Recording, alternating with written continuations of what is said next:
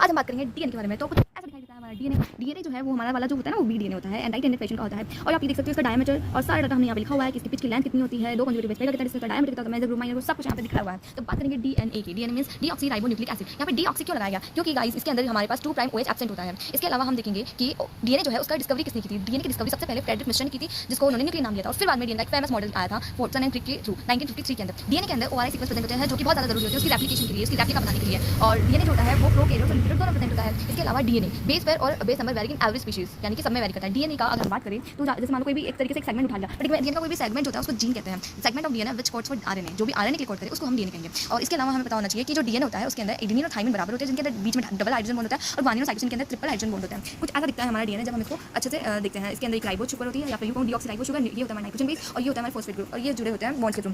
Then DNA जो होता है उनके अंदर थाइमिन होता है, लेकिन यूरेसिल नहीं होता है। डीएनए पॉलीमर होता है डीएनटीपीज का, और डीएनए नेगेटिवली चार्ज क्यों होता है? Due to